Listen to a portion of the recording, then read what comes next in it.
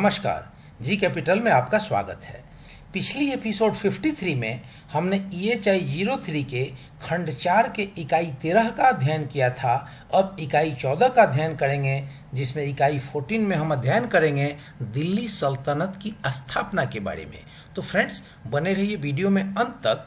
और अगर इसके पीछे की सभी इकाइयों को सुनना है, आप जी कैपिटल को सब्सक्राइब कर सकते हैं और सब्सक्राइब करने के बाद आपको हर अपडेट मिलते रहेगा, जिससे एक भी अंक छूटेगा नहीं और आपका अध्ययन पूरा हो पाएगा। तो फ्रेंड्स, शुरू करते हैं पाठ को 14 को, जिसमें इसके पढ़ने का उद्देश्य यह होगा कि इस इकाई का अध्ययन करने के बाद आप तुर्की के विजय के पूर्ववर्ती सदियों के भारत की राजनीतिक और सामाजिक आर्थिक परिस्थितियों का ज्ञान अर्जित कर सकेंगे। उन विभिन्न चरणों की जानकारी प्राप्त करेंगे जिनके अंतर्गत उत्तरी भारत को विभाजित किया गया और विजित किया गया। तुर्कों की सफलता के कारणों को भी बता सकेंगे और सल्तनत कालीन शासक वर्ग के संघर्ष, चरित्र और शक्ति के आधार की भी जानकारी प्राप्त कर सकते हैं। 14.1 प्रस्तावना। इससे पूर्व की इकाई में हमने मध्य एशिया का संक्षिप्त विवरण किया था, जिसके अंतर्गत इसके विशेष पर्यावरण और इसके खानाबदोश योद्धाओं की परिवर्तनशील आबादी का चित्रण किया गया था। खानाबदोश बहुत बड़ी संख्या में अपने चारागाहों स्टेप्स प्रदेश का परित्याग कर बाहर आए। फलस्वरूप उनका आसपास की सभ्यता और चीन, यूरोप, पश्चिम एशिया तथा भारत के साथ संपर्क एवं टकराव हुआ। गजनी तथा सेल्जुक साम्राज्यों का निर्माण अब्बासी खिलाफत के अवशेषों पर हुआ। अपने अंतिम विश्लेषण में ये दोनों राज्य स्थापित समाजों की संस्थाओं में विद्यमान तुर्कों के संस्कृति संक्रमण के ही उपज थे। तुर्कों के भी मंगोलों के संपर्क में आने से उनके संगठन के स्वरूप एवं दिशा में काफी परिवर्तन हुआ। सेल्जुकों के अधीन तुर्की साम्राज्य का प्रसार भूमध्य सागर और वाइजेंटाइन के प्रदेशों तक हो चुका था। अनातोलिया, आधुनिक तुर्की को ऑटोमन तुर्कों ने विजित कर लिया और वे वहां बस गए। वहां जहां तक एक ओर सेल्जुक साम्राज्य ने अपने को आने वाली कबीलाई जातियों के दबाव से मुक्त कर दिया था, वहीं यह घुमक्कड़ जातियों की गतिविधि से उत्पन्न हुए राजनीतिक घटनाओं के जाल में फंस गया। ख्वारिज्मी साम्राज्य, जिसने सेल्जुकों की शक्ति को कम किया था, मंगोलों द्वारा नष्ट कर दिया गया। इन परिवर्तनों की इस विभीषिका एवं चक्रवात ने पुराने विश्व को एक पिघलते हुए बर्तन में परिवर्तित कर दिया। इस इकाई में हम भारत पर तुर्की विजय का अध्ययन करेंगे, जिसके परिणाम स्वरूप 13वीं सदी ईस्वी के प्रारंभ में दिल्ली सल्तनत की स्थापना हुई। 14.2 भारत 7वीं सदी से 12वीं सदी तक एक रूपरेखा। तो फ्रेंड्स, इस चैप्टर में और इस इकाई के इस उप इकाई में हम यह पढ़ेंगे कि इस काल के भारत की राजनीतिक, सामाजिक एवं आर्थिक परिस्थिति कैसे थे। इस भाग में हम उस काल के भारत में विद्यमान परिस्थितियों पर संक्षेप में प्रकाश डालेंगे। इससे इस इकाई को समझने में आपको मदद मिलेगी। राजनीतिक अर्थव्यवस्था सन 700 ईस्वी से 1200 ईस्वी, तुर्की विजय से पूर्व की 5 शताब्दियों के इतिहास को भारतीय इतिहासकारों द्वारा सामंतीय व्यवस्था के रूप में वर्णित किया गया है। यद्यपि इस युग के इतिहास के विश्लेषण की इस अवधारणा की आलोचना भी की गई है, फिर भी इस काल के भारत की राजनीतिक तथा सामाजिक आर्थिक वास्तविकताओं से सामंतवाद की बहुत सी सामान्य और कुछ विशेष विशेषताओं का पता चलता है। भारत में सामंतवाद की मुख्य विशेषता, जैसा कि विश्व के अन्य भागों में था जहां पर यह अस्तित्व में आया था, राजाओं द्वारा अपने अधिकारियों तथा समाज के कुछ निश्चित वर्गों को भूमि अनुदान प्रदान करता था। अनुदान प्राप्त करता या सामंत इसके बदले आवश्यकता अनुसार राजा को सैनिकों एवं सामानों की आपूर्ति करते थे। सामंतों द्वारा एकत्रित राजस्व का एक भाग वार्षिक नजराने के रूप में वे राजा को देते थे। शेष राजस्व का उपयोग उन सेनाओं के रख रखाव पर खर्च करते थे जिनका उपयोग राजा द्वारा युद्ध के समय किया जाता था। अधिक शक्तिशाली सामंतों को भूमि अनुदान करने की आज्ञा थी। इस प्रक्रिया का परिणाम यह हुआ कि बहुत से उप सामंत पैदा हो गए, जिससे नियंत्रण तथा अनुबंधों के पदानुक्रम का जन्म हुआ। भारत में सामंतों ने अनेक उपाधियों को धारण किया। अधिक महत्वपूर्ण सामंतों ने स्वयं को महासामंत, महामंडलेश्वर आदि जैसी उपाधियां धारण की। कम महत्वपूर्ण सामंत राजा, रणका, सामंत, ठाकुर, भोगिका आदि कहलाते थे। इस व्यवस्था की उत्पत्ति भूमि पर से राजा द्वारा अपने अधिकार को अलग करना का संकेत 2री सदी ईस्वी में ब्राह्मणों को दिए जाने वाले भूमि अनुदानों से किया जा सकता है। जिन ब्राह्मणों को भूमि अनुदान दिया जाता था, वे न केवल भूमि कर वसूल करते थे, बल्कि वे कानून तथा व्यवस्था को भी बनाए रखने पर ध्यान देते थे। 9वीं सदी ईस्वी में इस परंपरा का विस्तार समाज के अन्य वर्गों में भी हो गया। विशेषकर सरकारी अधिकारियों को नकद वेतन के बदले भूमि अनुदान दिए जाने लगे। समय के साथ साथ भूमि अनुदानों की प्रवृत्ति पैतृक हो गई। इसके कारण शाही अधिकारियों एवं सामंतों के बीच भेद खत्म हो गया। पैतृक सामंतों की शाही अधिकारियों के तौर पर नियुक्ति होने लगी और अधिकारियों को भी उपाधियां प्रदान की जाने लगी तथा शायद सामंतीय विशेषाधिकार भी प्राप्त होने लगे। 7वीं सदी ईस्वी से शासक वर्ग का ग्रामीणीकरण होने लगा। इस प्रवृत्ति के कारण ऐसा वातावरण पैदा हो गया जिसके अंतर्गत शहरी जीवन में धीरे धीरे गिरावट आने लगी। ऐसा मौर्य काल से ही होने लगा था और इसी के साथ साथ वाणिज्य का भी ह्रास हुआ। इसकी पुष्टि इस काल में सिक्कों की कमी से भी सिद्ध होती है। इन परिस्थितियों में अधिकारीगण एवं अभिजात वर्ग की आजीविका का आधार मात्र कृषि ही रह गई। केंद्रीकृत राजनीतिक शक्ति का विखंडन, भू सामंतों का आविर्भाव और विशेषकर राजपूत जैसी योद्धा जातियों का उद्भव, ये सभी इस वातावरण की स्वाभाविक परिणति थे। 14.3 प्रारंभिक विजय लगभग 1190 ईस्वी तक, 10वीं से 11वीं सदी ईस्वी के मध्य बहुत सी योद्धा जातियों का उद्भव हुआ। ये योद्धा जातियां सैनिक शासक जातियां थी और अंततः इन सभी जातियों का एक जाति राजपूत में विलय हो गया। राजपूत शब्द की उत्पत्ति संस्कृत भाषा के राजपुत्र से हुई। जिन 4 राजपूत जातियों को इस समय विशेष दर्जा प्राप्त था, वे प्रतिहार, चालुक्य, चौहान, जिन्हें चहमना भी कहा जाता था, और सोलंकी थे। 1. महमूद गजनवी। राजनीतिक एवं सैनिक शब्दावली में महमूद गजनवी के आक्रमण वास्तव में दिल्ली सल्तनत के पूर्वगामी थी। सन 1000 ईस्वी में जिस समय शाहिया राजा जयपाल को मोहम्मद गजनवी द्वारा पराजित किया गया था, तभी से भारत पर होने वाले उसके आक्रमण प्रतिवर्ष होते रहे। यह सिलसिला उसकी मृत्यु सन 1030 ईस्वी तक चलता रहा। मुल्तान पर अधिकार करने के बाद महमूद ने पंजाब को भी अपने अधीन कर लिया। बाद में महमूद ने गंगा जमुना दोआब पर आक्रमण किए। भारत में महमूद के आक्रमण करने का मुख्य उद्देश्य भारत की विशाल संपदा थी, जिसका बहुत बड़ा अंश नकदी, जेवरात और सोने के रूप में मंदिरों में जमा था। इसी कारणवश सन 1010 ईस्वी से 1026 ईस्वी तक महमूद के आक्रमणों का लक्ष्य थानेश्वर, मथुरा, कन्नौज और अंततः सोमनाथ जैसे मंदिर नगर थे। इस आक्रमणों का अंततः परिणाम यह हुआ कि भारतीय विरोध मृत प्राय हो गया, जिससे भविष्य में भारत में तुर्कों के विजय का मार्ग प्रशस्त हो गया। इससे भी महत्वपूर्ण परिणाम यह हुआ कि इन अभियानों ने बाह्य खतरों का संगठित रूप से विरोध प्रस्तुत करने की भारतीय राजनीति की कमजोरी को स्पष्ट कर दिया। महमूद की मृत्यु के थोड़े समय बाद ही उसके साम्राज्य का भी वही हाल हुआ जो अन्य साम्राज्यों का होता है। सत्ता के उदित होते नवीन केंद्र जो दुस्साहसी तुर्की सैनिकों के इर्द गिर्द बने ने सत्ता के पुराने केंद्रों का स्थान ग्रहण कर लिया। गजनवी साम्राज्य के खुरासान तथा ट्रांस आक्सियाना पर पहले सैलजुकों द्वारा और बाद में ख्वारिज्म शाह द्वारा अधिकार कर लिया गया। उनके अपने जन्म स्थान अफगानिस्तान पर उनकी सत्ता को सनसबनी वंश के गौर राज्य ने समाप्त कर दिया। लेकिन इस उथल पुथल के बावजूद भी गजनी वंश का शासन पंजाब और सिंध में सन 1175 ईस्वी तक कायम रहा।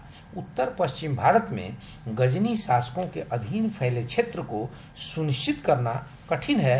उत्तर की ओर इसके अधीन सियालकोट एवं संभवतः पेशावर था। दक्षिणी सीमाओं को चौहान राजपूतों ने काफी सीमित कर दिया था, जिन्होंने पंजाब में कुछ भागों पर पुनः अपना नियंत्रण स्थापित कर लिया था।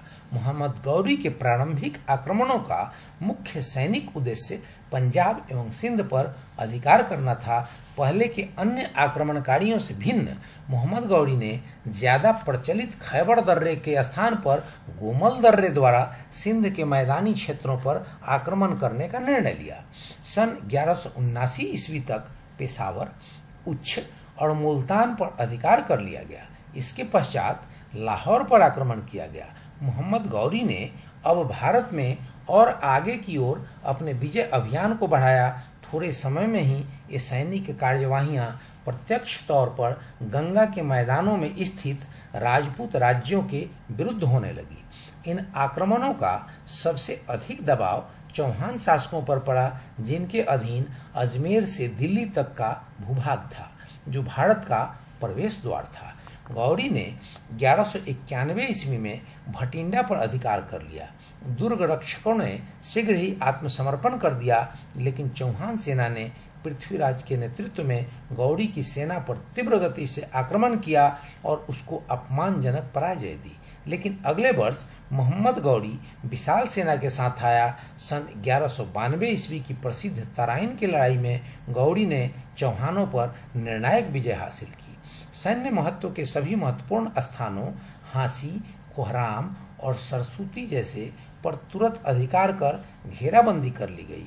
मोहम्मद गौरी दिल्ली के समीप इंद्रप्रस्थ में कुतुबुद्दीन ऐबक के नेतृत्व में अपनी सेना को छोड़कर अपनी योजना को मध्य एशिया में कार्यान्वित करने के लिए वापस लौट गया। ऐबक को राज्य को सुदृढ़ एवं शक्तिशाली बनाने के लिए विस्तृत अधिकार प्रदान किए गए।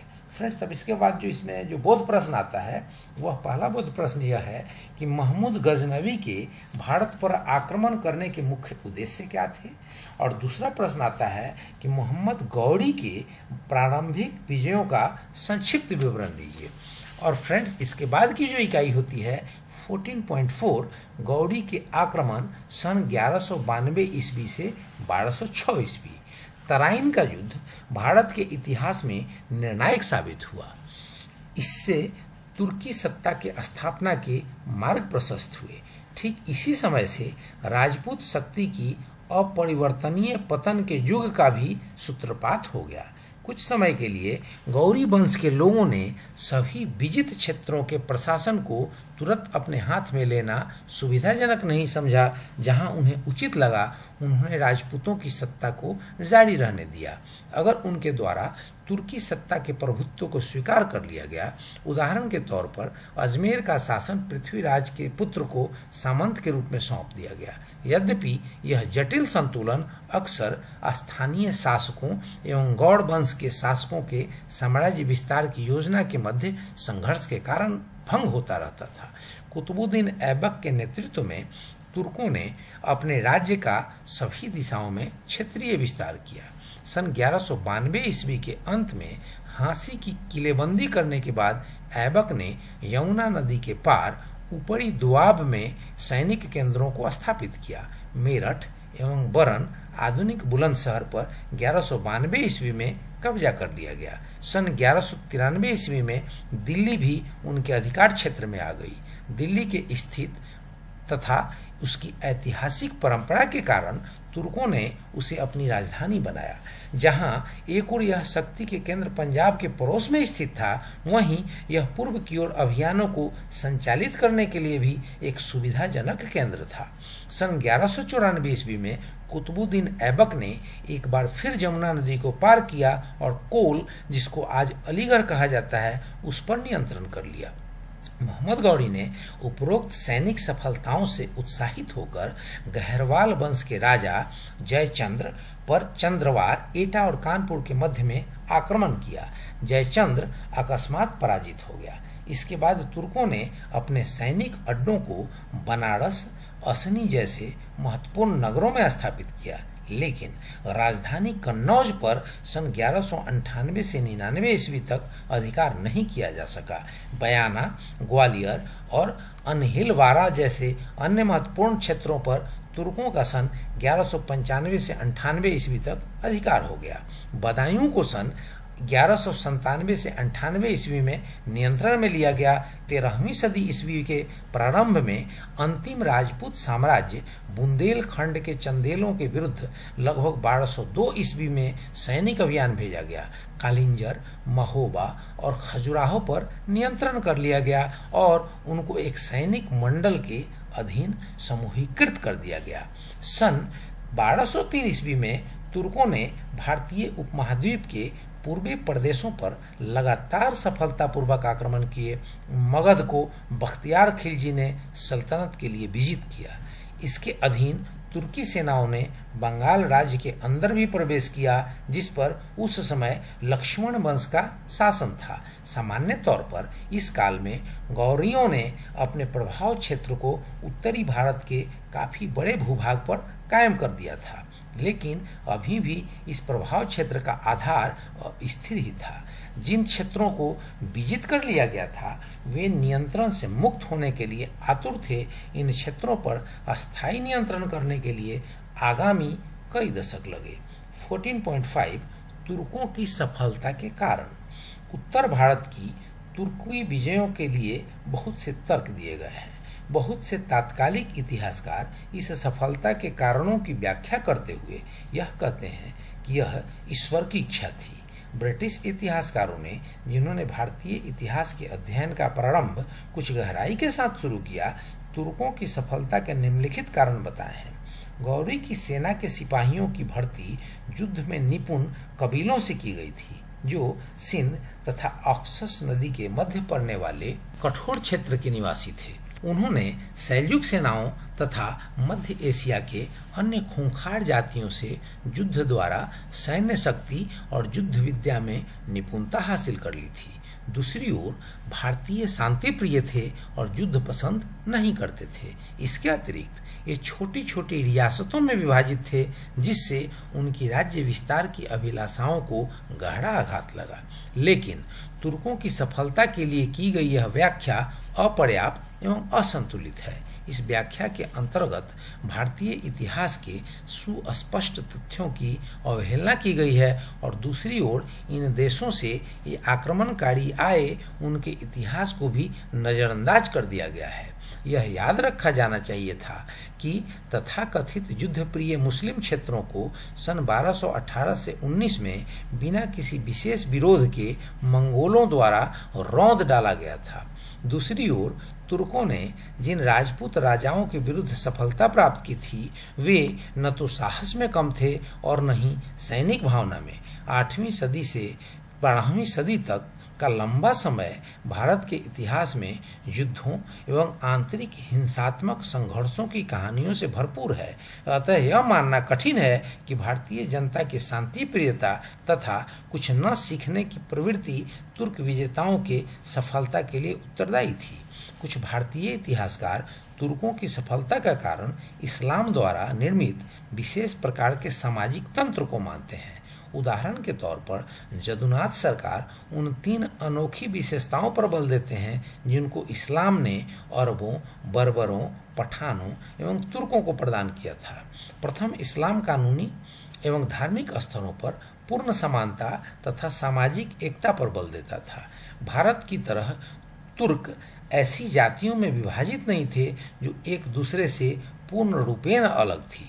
दूसरे, तुर्कों का ईश्वर में पूर्ण विश्वास था और ईश्वर की इच्छा उनको प्रोत्साहित करती, जिसके कारण उनके अंदर एक सुनियोजित लक्ष्य को प्राप्त करने की भावना थी। तीसरी और अंतिम, इस्लाम ने तुर्क विजेताओं को मदिरा पान से दूर रखने की प्रेरणा दी थी। जिसने सरकार के अनुसार राजपूत, मराठा और दूसरे भारतीय शासकों का सर्वनाश किया। इस व्याख्या में भी कुछ सत्यता का अंश हो सकता है, परंतु यह व्याख्या भी अपर्याप्त प्रतीत होती है। भारत की पराजय के संभवतः दो महत्वपूर्ण कारण थे। प्रथम, उस समय की सामाजिक राजनीतिक परिस्थितियां और दूसरी सैनिक तैयारियां। गुर्जर प्रतिहारों के पतन के बाद कोई एक राज्य उनका स्थान ग्रहण न कर सका। उनके स्थान पर कन्नौज में गहरवाल, मालवा में परमार, गुजरात में चालुक्य, अजमेर में चौहान, दिल्ली में तोमर, बुंदेलखंड में चंदेल आदि छोटे छोटे राज्यों का उदय हुआ। एकता स्थापित करने के स्थान पर उनकी कार्यवाहियां अपने अपने छोटे क्षेत्रों तक ही सीमित थी और वे निरंतर एक दूसरे के साथ संघर्षरत थे। केंद्रीकृत सत्ता का अभाव एक ऐसा महत्वपूर्ण कारण था जिससे सैन्य बलों की शक्ति तथा क्षमता पर कुप्रभाव पड़ा। फख्र मुदब्बिर ने अपनी पुस्तक आदाब उल हर्ब व अल सुरात में उल्लेख किया है कि भारतीय सेनाएं सामंतीय सैन्य भर्ती के आधार पर गठित थी। प्रत्येक सेना की एक टुकड़ी सीधे एक तत्कालिक सामंत सरदार के अधीन थी, न कि राजा के। अंत सेना में नेतृत्व की एकता का अभाव था। उसके अतिरिक्त क्योंकि कुछ ही जातियां एवं वंश सैनिक व्यवसाय को अपना सकते थे, ज्यादातर जनता को सैनिक प्रशिक्षण से अलग रखा जाता। इस प्रवृत्ति ने देश की सामान्य जनता को देश की सुरक्षा के प्रति असंबद्ध बना दिया। हम देखते हैं कि जिस समय तुर्कों ने आक्रमण किए, उस समय शायद ही भारतीय जनता ने अपने राजाओं की मदद की हो। अछूत की अवधारणा ने भी सैनिक क्षमता पर कुठाराघात किया, क्योंकि इस अवधारणा ने श्रम विभाजन को असंभव बना दिया, जिससे सैनिकों को युद्ध करने से लेकर पानी भरने तक के सभी कार्य स्वयं करना पड़ता था। तुर्कों की सफलता का दूसरा महत्वपूर्ण कारण उनकी उच्च सैन्य तकनीक तथा युद्ध कौशल था। स्टेप्स की इन खानाबदोशों को युद्ध में घोड़ों के युग को प्रारंभ करने का श्रेय है। तुर्कों ने लोहे के रकाब एवं घोड़े की नाल का उपयोग किया। इससे उनकी मारक क्षमता में वृद्धि हुई और अश्वरोही सेना की क्षमता भी बढ़ी। जहां एक ओर घोड़े की नाल ने घोड़े को गतिशील बनाया, वहीं रकाब ने सैनिकों को विशेष लाभ की स्थिति में ला दिया। आम धारणा थी कि भारतीयों की पराजय का मुख्य कारण युद्ध में हाथियों का उपयोग था। अब यह अधिक तर्कसंगत प्रतीत नहीं होता। हमें तबकात ए नासिरी या अन्य किसी स्रोत में ऐसा कोई उल्लेख नहीं मिलता जिससे इस विचार की पुष्टि होती हो। राजा जयपाल का उदाहरण इस संदर्भ में एक अपवाद है, जहां उसके हाथी युद्ध से भाग गए थे। इस तरह के उदाहरण अन्यथा बहुत कम हैं। वास्तव में महमूद गजनवी भारत से बहुत से हाथी अपने राज्य में ले गया था, जहां उसने उनका उपयोग सफलतापूर्वक युद्ध में किया। तो फ्रेंड्स, अब इससे जुड़ी एक बोध प्रश्न है, और वो बोध प्रश्न है कि दो कॉलम में मिलाना है कि कौन सा युद्ध कब हुआ। और आप देखेंगे कि अ और ब दो कॉलम दिए गए हैं। युद्ध में कोल का युद्ध, तराइन का युद्ध, दिल्ली का युद्ध, अहिनवाला का युद्ध, कन्नौज का युद्ध, और उसके अलग वर्ष वाले कॉलम में दिया हुआ है 1193, 1194, 1198, 99, 1192, 1195, 96। तो फ्रेंड्स, इस प्रकार से जब आपने अभी स्टडी किया और उसमें सारी चीज़ें दी हुई थी, तो उस प्रकार से आप इसे मिलाएंगे और इस प्रकार से आप बोध प्रश्नों को तैयार कर लेंगे, जो एग्जाम में आपके एग्जाम को देने में मदद करेगा और आप पूर्ण रूप से सफल होंगे। और यह मेरी शुभकामना भी आपके साथ। तो फ्रेंड्स, चैप्टर लंबा है, इसलिए इस लेक्चर को यहीं समाप्त किया जाता है। अगले जो 55 एपिसोड होगा, उसमें हम फिर से 14.6 संघर्ष एक सुदृढ़ीकरण सन 1206 से 1290 का अध्ययन करेंगे। तो फ्रेंड्स, वीडियो को देते हैं यहीं पर विराम, और आपको अगर ये वीडियो पसंद आई हो तो कमेंट्स करें, लाइक, शेयर, सब्सक्राइब करें और अपने फ्रेंड्स में इसे अवश्य बताएं, ताकि उन्हें भी अपनी पढ़ाई को पूरा करने में मदद मिल सके। तो फ्रेंड्स, वीडियो अगर आपको पसंद आई हो तो फिर से मैं एक बार बोलूँगा कि लाइक, शेयर, सब्सक्राइब करें, कमेंट्स करें और बेल आइकन बटन प्रेस करना ना भूलें, ताकि ऐसी इन्फॉर्मेटिव वीडियो सबसे पहले आप तक पहुँचे। जय हिंद, जय भारत।